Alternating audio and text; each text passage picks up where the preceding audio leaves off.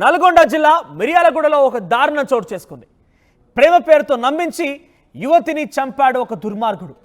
యువతిని పొదల్లోకి తీసుకెళ్లి gang rape చేసి హత్య చేశాడు.